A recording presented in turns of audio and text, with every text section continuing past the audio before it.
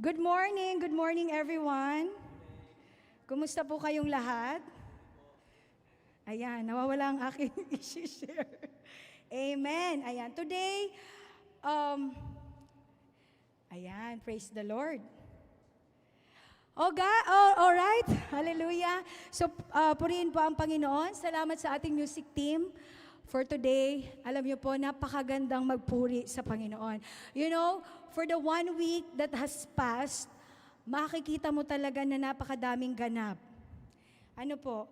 But somehow, we praise the Lord kasi we have the opportunity to be here. Do you believe that this is a special day? Amen? This is a special day because hindi lamang siya dahil may long weekend.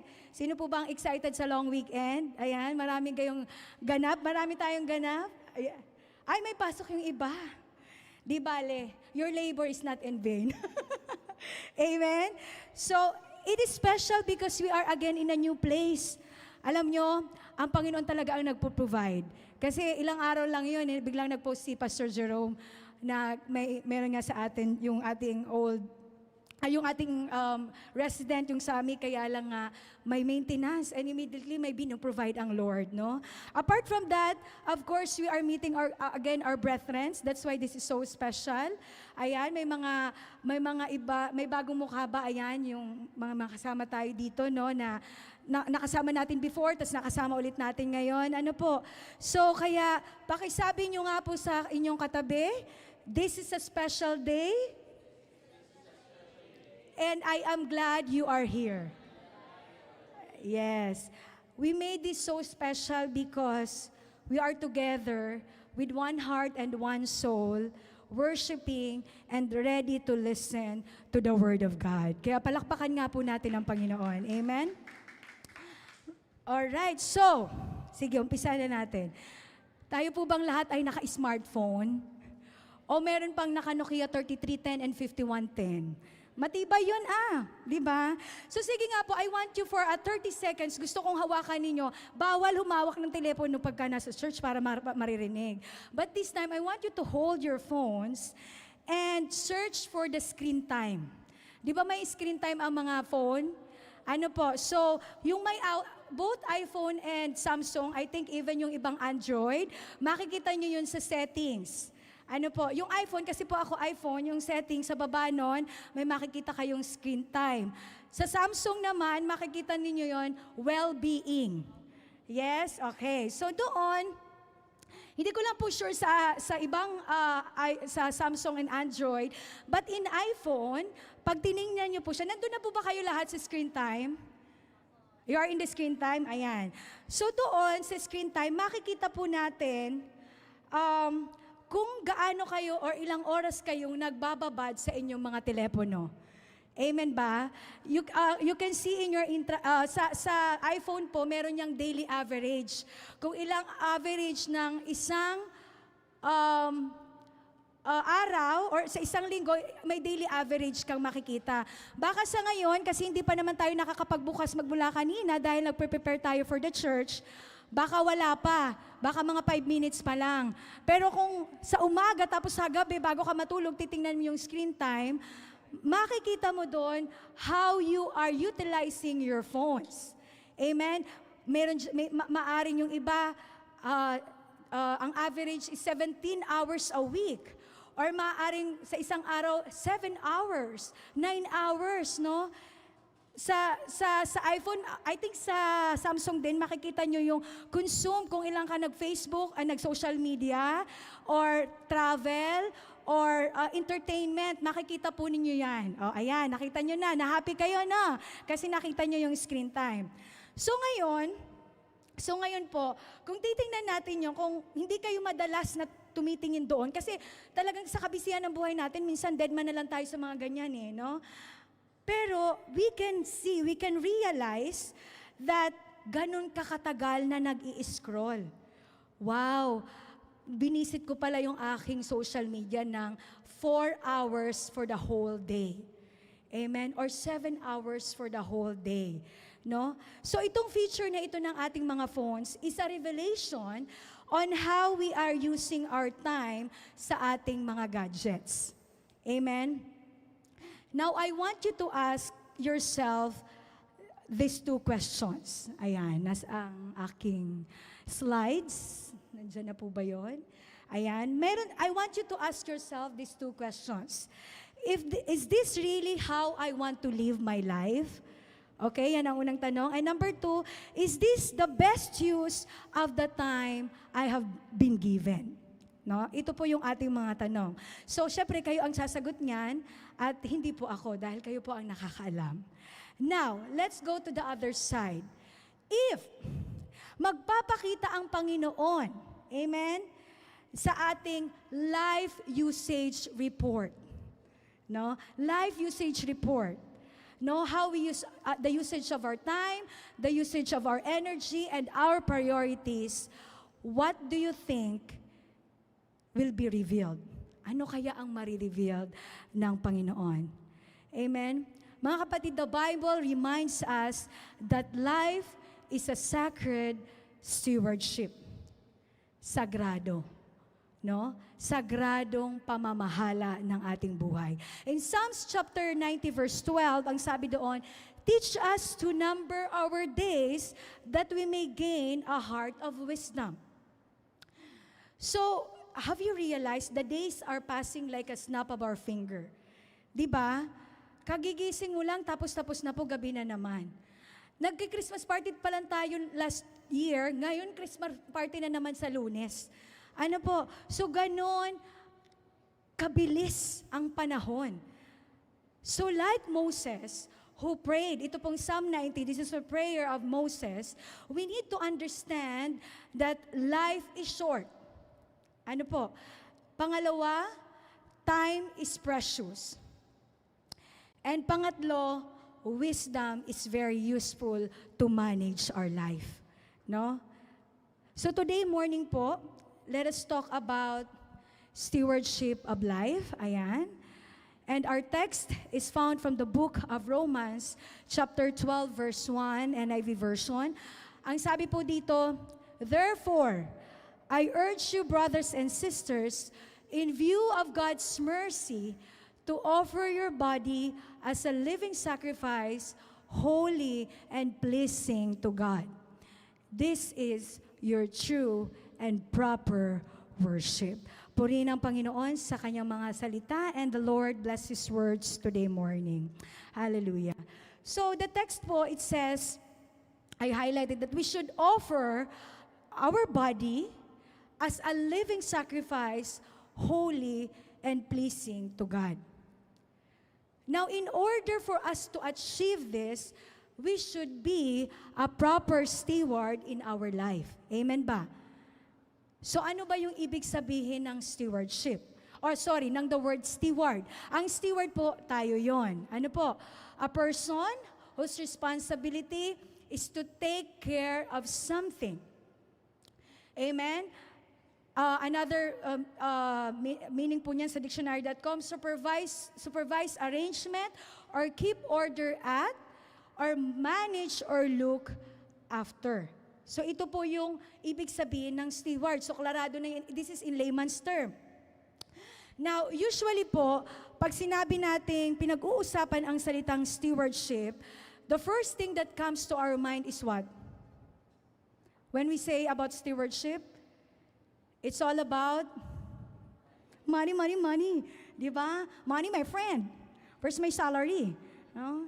Finances. Di po ba? Finances. But stewardship, nabanggit na rin to ng ating, as you can see, we have the series of the stewardship for all the month of November. And today is the last Saturday of November. Nabanggit rin po ito ng ating mga ibang preacher. I know that stewardship is not only about money. Amen? Money or finances is only a portion. Ano po? Is only a portion of the bigger picture that is entrusted to us. Kasi po, stewardship is about life itself. Kung namamanage natin ang ating buhay ng tama, kasama na po doon ang finances natin.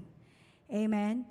So, since the Lord entrusted to us this life, we are called or tinawag po tayo to manage it wisely. No? To manage it wisely. Dahil hindi lamang po ang paghinga ang ipinagkaloob sa atin ng Diyos. Naniniwala tayo doon? He's also entrusted the time, talent, and purpose that we have. Amen? So the question is, ang dami kong tanong, no? Ngayon lang ata ako nag-preach, napakadaming tanong. Ewan ko ba, sabi ko nga, Lord, parang puro ito tanong. Ang tanong po natin ulit ngayon is, mabalikan po natin yan mamaya yung mga ibang tanong natin, yung unang first two question. So, how we are managing the life God has given to us. Again, how we are managing the life God has given to us. Number one, life is a gift from God. Amen? Nag-agree po ba tayo doon? Life is a gift from God. Kung mapapansin niyo po, in this world, in the current time, ang salitang my life is a very common phrase, words, or short sentence. Buhay ko ito, no? Ako ang nakakaalam sa buhay ko. Kung paano ko ito i-utilize, amen? Kung paano ko gagamitin ang oras ko, wala kayong pakialam because this is my life. So ito po yung mga linyahan. O, sino nanonood ng mga teleserye? Oh, minsan yan ang pastime na. This is my life. Wala kayong pakialam, this is my life. Why? Bakit po ba ganun lagi? You know what? I always encounter, nakaka-encounter po talaga ako ng laging ganito ang mga reasoning. Buhay ko to, bakit ba? Bakit ba nangangaalam ka? No? This is my life. Why? Bakit po ganun? Because we are living in a selfie and sinless world. A sinful world, sorry. We are living in a selfie and sinful world na kung saan po ang attention at gratitude is for ourselves. Amen? Nag-i-strive ka, nag-work hard ka, no, para mag-earn, magkaroon ng mga properties, no, to have money so that you have things that you call your own. 'Di ba? Akin 'to. Amen. Iniisip natin minsan, no, na kaya tayo nagkakaroon ng maayos na trabaho dahil sa edukasyon at qualifications na meron tayo. Ano po? And we are determined we determined our future based on our self, based on what me, myself, and I can do. Yung future ko dahil kayang-kaya ko yan. Ako ito at kaya ko ito. No? Ang result po niyan, ano ang nagiging result niyan? If you have this type of attitude, nagkakaroon ka ng self-sufficiency rather than dependency of God who give us life. Diba? Kasi nga, how will you become dependent to God if you yourself, you're saying that you can determine your future? Amen po? Pero mga kapatid, paumanhin ninyo, there is no me, myself, and I.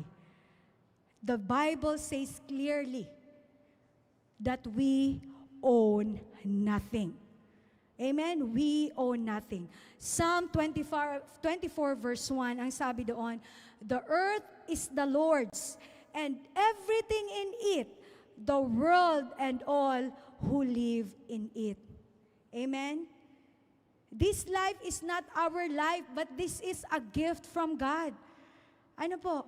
In Acts 17:25b, ang sabi doon, because He, referring to God, Himself gives everyone life and breath and everything else. So very clear ang sinabi ni Paul, no?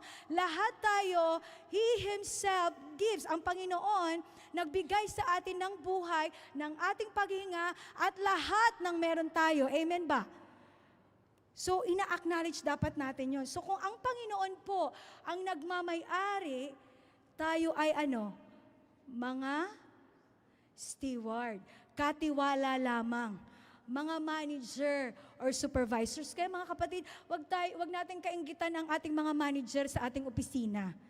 Kasi manager tayo ng ating mga buhay na pinagkaloob ng Panginoon. Amen ba? So, and dahil doon sa definition na sinabi natin kanina of the word steward, as a manager, we have the responsibility, no, of what the Lord has given to us. May responsibilidad tayo, no? We have the responsibility of this life. We have the responsibility of the resources na binigay sa atin ng Panginoon. Ito man ay tangible or intangible things. Amen? But remember, these are not ours. Wala po tayong pagmamayari. Dumating tayo sa mundong ito na naked and empty-handed. Amen? Anong sabi sa Ecclesiastes 5:15? Sabi doon, we all come to the end of our lives as naked and empty-handed as the day we were born. We can take our riches with us. Kaya nakakalungkot na ang iba, they are fighting with each other for so many things. For what? For nothing, because they cannot take that riches when we go back, when we die from this world. No? Hindi natin talaga yung madadala, kaya ako naniniwala ako doon na hindi talaga natin madadala. It's very clear because that's not ours. We came naked. Sino bang pinanganak dito na may saplot na? Wala pa, di ba? Pagka gano'n kayo, you are very special. You know? Yung may saplot. Imagine niyo yung baby nilabas, meron ng lampin, o kaya naka-diaper na. Ano po? No, we are naked and empty-handed. No, wala pa. Kahit yung kamay ng baby, paglabas ng baby, nakabukang gano'n, no? No? So it's very clear, no? So it is very clear that all we have is a gift from God and all belongs to Him. So, kung naniniwala tayo that we are, the life is a gift from God, amen, and we are the entrusted stewards, pakisabi nyo nga sa katabi nyo, do you believe that you are an entrusted steward? Entrusted stewards. Ano pang sagot nila, yes or no? Naniniwala naman tayo lahat, no? Naniniwala naman. Amen. So, since tayo po we are entrusted stewards, amen, ang point number 2 natin, tatlo lang naman po ang point natin today. Ang point number 2 is that our life must be lived for God's purpose. Amen? Our life must be lived for God's purpose. Di po ba, pagka binigyan tayo ng opportunity, na ma-promote sa ating mga trabaho? Teka, sino po ba ang mga promoted dito? Meron ako nakitang post kagabi. Congratulations sa ating Sister Jao. Ayan. Very timely. No, sabi ko, nakita ko yung ni Sister Jao, no? Praise the Lord. Mabuti ang Panginoon sa buhay ng mag-asawang ito. So sabi ko, bigla akong naalala, baka ako, may isasampol pala ako sa aking preaching. Amen. Amen. So, di ba, kunwari you become a manager, you become a supervisor in your company that you are working, no? Usually po, di ba, ano po bang mga nangyayari pag ganon? Ang iba daw kasi title lang binibigay, wala naman daw increment. Pero totoo naman yan, no po? May mga ganon talaga, no? So, ang mga I was promoted. Oh, really? What is your new anong tawag nito, title? Okay, what is your new position? Ang sabi nung yeah, I've become the manager now. Really? So how much is the increase? Nothing. 'Di ba? Yung mga ganun eh. So ganun, 'di ba? Pero pagka yung talagang prinomote ka, tapos meron pang increment, meron pang 13-month pay, sana all. Sino po ba ang may 13-month pay dito? Ate Mads, nakatanggap ka na ba ng 13-month pay mo? Hindi pa? Hindi pa daw. Amen. So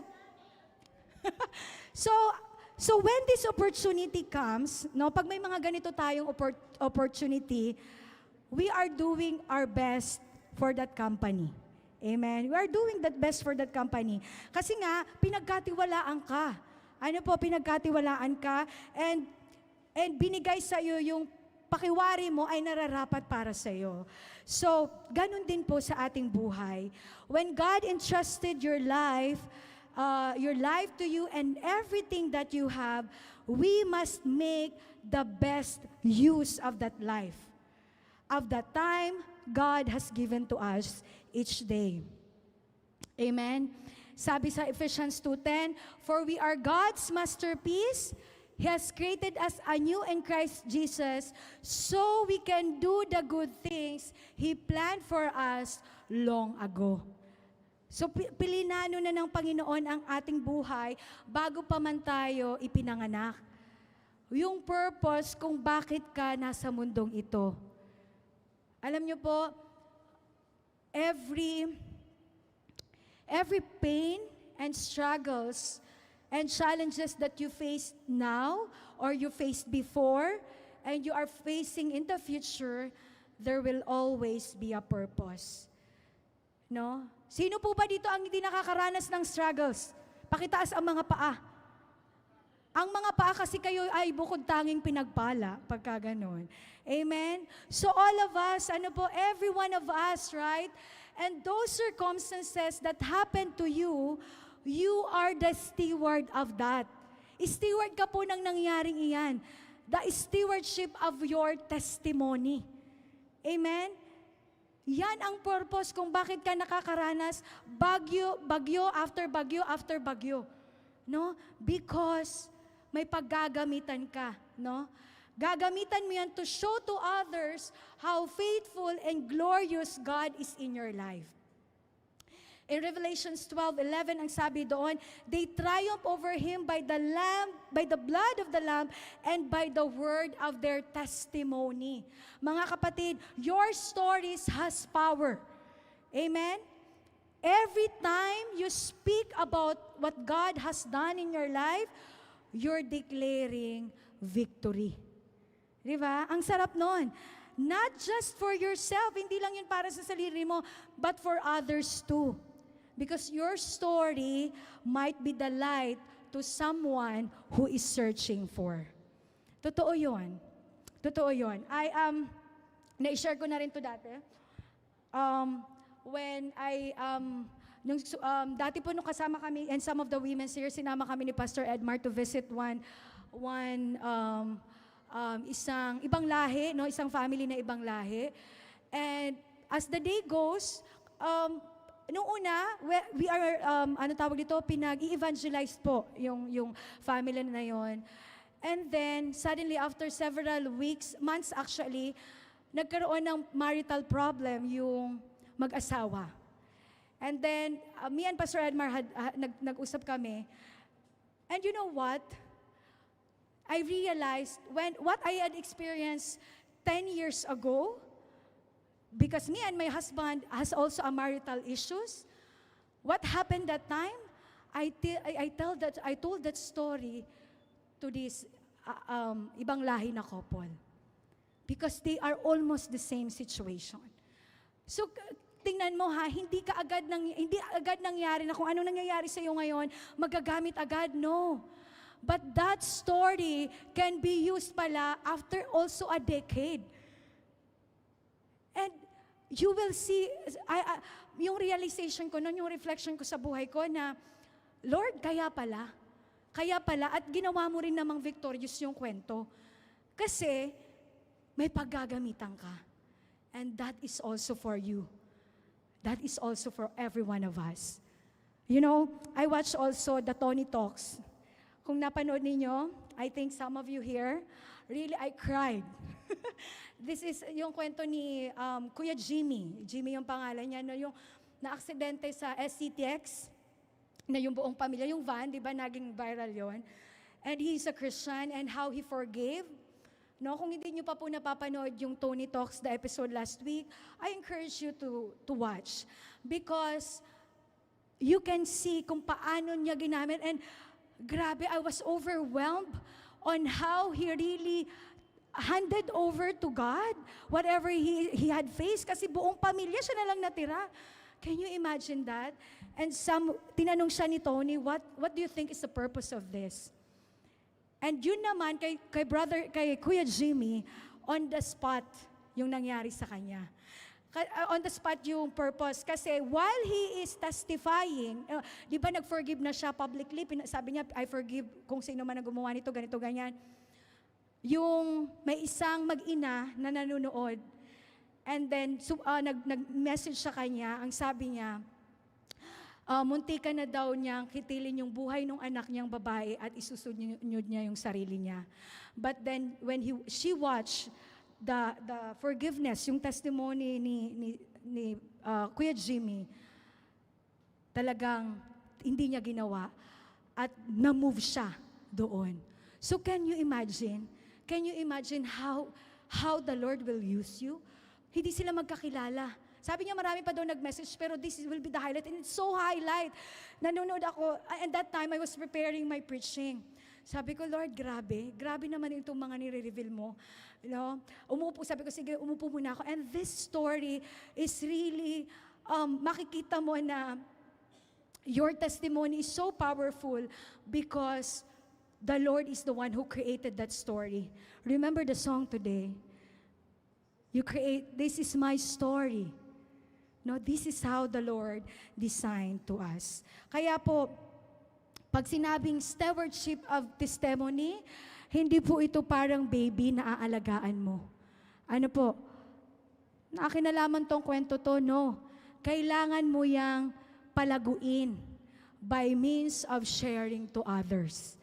Amen? Kasi yung purpose ni Lord for your life, to experience it so that He will be known.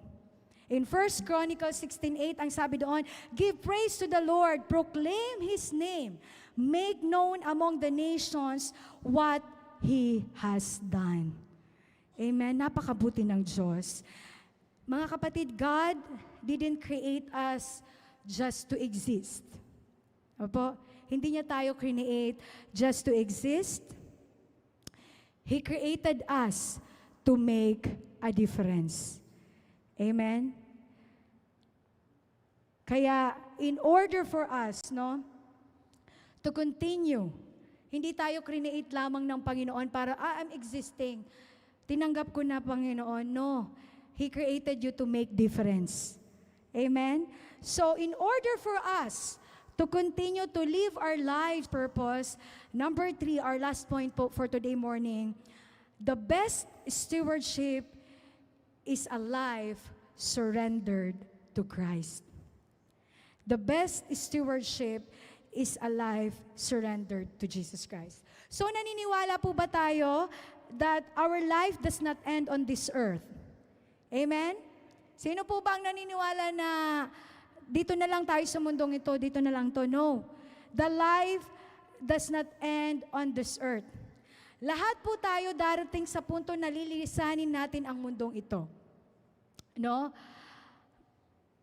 Marami pong mga tao ang hindi nakakaalam what will happen beyond the grave. No? You know, in our hometown, sa Bicol, 2 days ago, merong, nakita nyo rin po siguro to sa news, yung truck, 10-wheeler truck, and yung van galing sa isang town, neighbor namin yung town. Nabwa yung pangalan ng town. And then, yung van na, parang FX. So, galing doon papunta ng Legazpi. And then, yung truck na 10-wheeler truck, nawalan ng preno, gumanon siya, may papalabas dito yung van, boom. Isa lamang yung nag-survive. All the passengers died. Meron doon na parang ikakasal, pumunta lamang doon sa Legazpi para kumuha ng Senomar. You know, when I was watching, it was been shared by my friends. Really, again, I was moved. Kasi sabi ko, Lord, nakatanggap kaya itong 11 passengers, one survived, and yung aftermath nung naganap, grabe. Sabi ko, do they know? I hope and pray. My prayer was, I hope and pray that whoever there, kasi yung mga apelyido po very familiar sa amin kasi nga neighboring lang namin neighboring town namin yung galing kung saan galing yun. Sabi ko, ano kaya, Lord, nakatanggap kaya sila? No? People doesn't know, majority of the people doesn't know what will happen beyond the grave. Pero tayo po, no, I do believe that all of us is looking forward na pag dumating ang araw na iyon, we will have an eternal life kung saan makakasama natin ang Panginoong Hesus. Amen ba? Ay wala. Ayaw niyo po ba makasama ang Panginoon? It's okay. Darating tayo sa lahat. Ayaw pa nila, ayaw pa pala. But yeah, no? We also believe, naniniwala din tayo that there is a hell. Amen ba? And yang impyerno, lagi natin ini-imagine yan eh. Lumalagagablab na apoy kasama ang demonyo. Pangit. Pero you know what, mga kapatid? How you live your life today will impact your tomorrow when you exit this life. Remember that. May impact po kung anong ginagawa natin sa panahon na ito. Ito yung preparation mode natin. Amen ba? Kaya yung tanong ko kanina, sabi natin, is this really how I want to live my life? Amen? And is this the best use of the time I have been given? Ito yung tanong natin kanina. Now, ano na nga po ba ang buhay natin ngayon? If you will ask yourself at this time, while you are sitting there, ano na nga ba ang buhay ko ngayon? Amen? Makamundo ba? Or sumusunod ako sa kagustuhan sa Panginoon? Do I really or do I already fully surrender my life to Jesus? Sinuko ko na ba talaga lahat? Amen? I want you to keep this as your meditating questions for today. Amen? Everyone po, lahat tayo who was born on this earth has a chance and opportunity to have eternal life. Amen? Pero may kondisyon. May kondisyon. It's not about our good works, again. Amen? Kasi ang mabubuting gawa, no, ang mabubuting gawa natin ay ito ay bunga na lamang nung tayo ay tumanggap at sumunod sa Panginoong Kristo. Stewardship is not managing life for ourselves. Amen? It is a surrendering life to Jesus. Galatians 2:28. This is our favorite verse. Memorize pa po ba natin? Pakibasa nga po, sabay-sabay tayong lahat. I have been crucified with Christ, and I no longer live, but Christ lives in me. Amen? Bakit si Jesus? Bakit siya ang dapat mamuhay sa atin? Kasi po, again, I will not get tired of this verse. This is my favorite verse. Hindi naman. Isa sa mga paborito kong verse.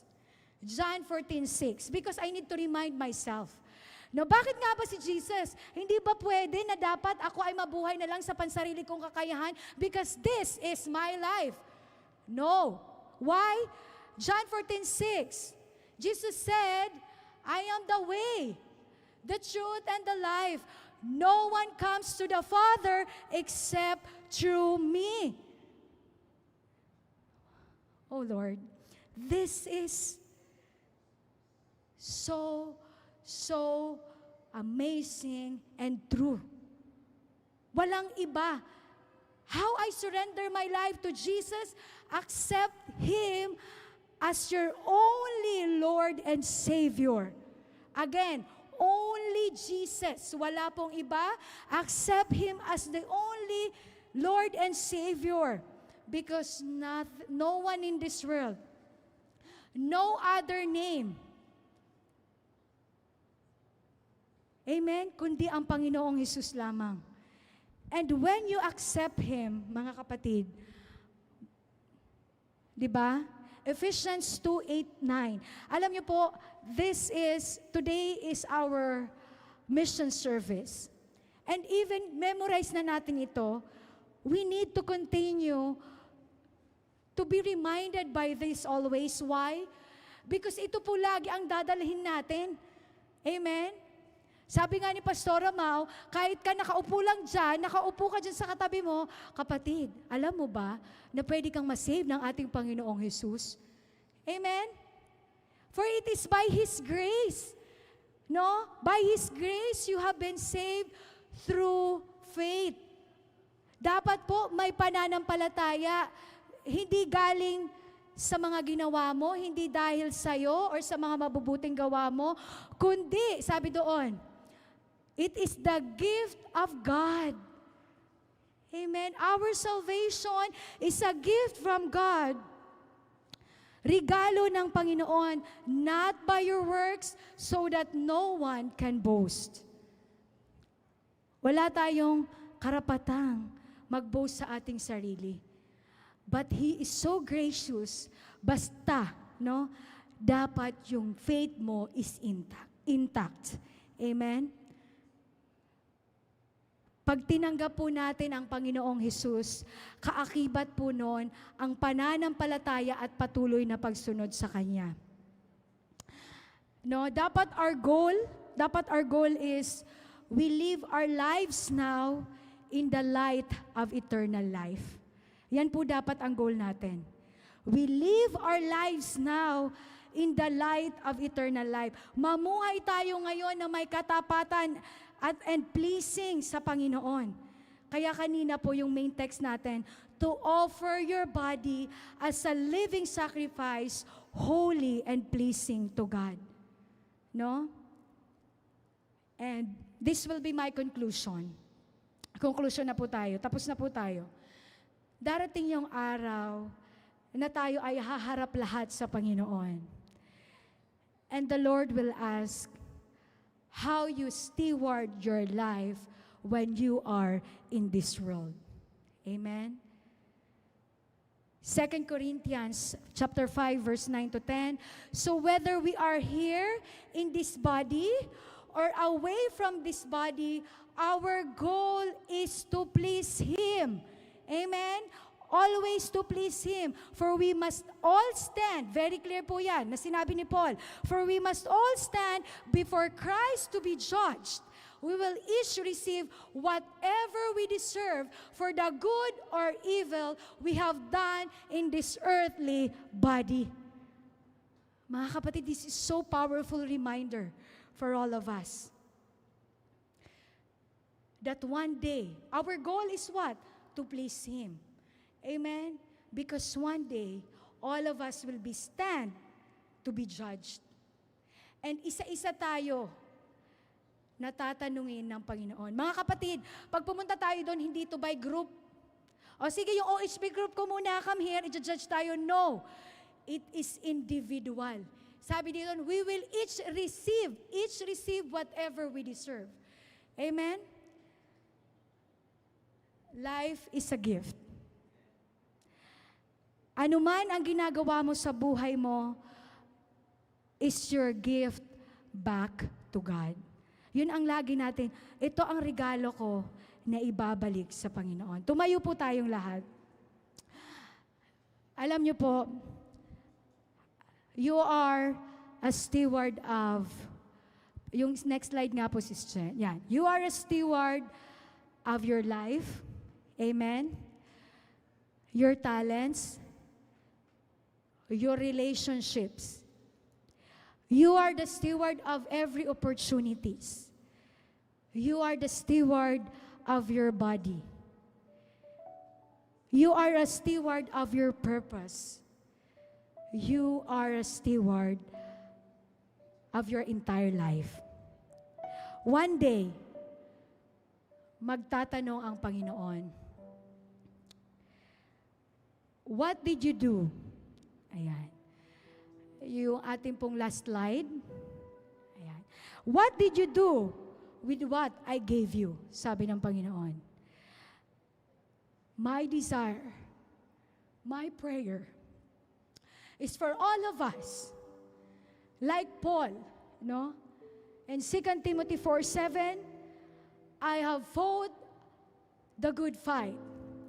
I have finished the race. I have kept the faith. Hallelujah. Palakpakan po natin ang Panginoon. And may we call Pastor Jess to close us in prayer. Thank you. Hallelujah. It's been 1 month na tayo po ay nakarinig all about stewardship. And I know and I believe in my heart that somebody is really get what the Lord is willing to share to us. Steward in our whole life. Amen. Tama po yung narinig natin, one day. And this is not for anyone, for everybody. That one day we will face our Creator. Amen. Whatever things that He gave to you for a purpose, for a great use, and that you use it, at kayo po'y ginamit talaga ng Panginoon for that special kind or experience that you may have. At yan po ay marami ang napagpala. Lahat po ng ating buhay, maging ito ay tama yung narinig natin, ito man ay malungkot, ito man ay napakasakit, at the moment, meron pong paggagamitan yan. May paggagamitan po yan. Kaya po lahat tayo dapat ay manatili sa Panginoon. At tulad nga ng ating narinig, tayo ay laging magpasalamat. Alamin natin kung ano ang plano ng Panginoon. If someone of you or anybody or somebody of you is really on that road, may mga dinadaanan po tayo ngayon na somehow we may not understand it. Hindi natin maintindihan. Whoever you are, ito po yung masasabi ko po sa inyo. As long as your God is our God, your Lord is our Lord, and His name is no other than our Jesus. If He is the one you trusted most of your life, magalak ka. One day, in God's perfect timing, you will tell that story. Yan ay istorya na lang ng buhay mo. So let God help you on that matters. Hallelujah. Praise you, Jesus. Let's bow down. Let us pray. Hallelujah. Praise you, Jesus. Hallelujah, Lord God. Ahora baka shikariyande. Hallelujah. You deserve the glory. You deserve the honor. You deserve our thanksgiving. Hallelujah. Thank you, Holy Spirit. Thank you for your words, O God, na ito po ay you planted in our hearts. Not only on our mind, Lord Jesus. Salamat po, Panginoon. At kami ay mahal mo. Kami pinili mo. At may malaki kang plano sa buhay po namin. Ano man po itong aming dinadaanan sa ngayon, Panginoon, tinuruan mo kami na magtiwala sa iyo. Sa umagang ito, Panginoon, we will just continue to live for your glory. Hallelujah. Help us through the power of your Spirit, O God, to continue walking in the light, walking in you, Lord Jesus. Salamat po, Panginoon. Hallelujah.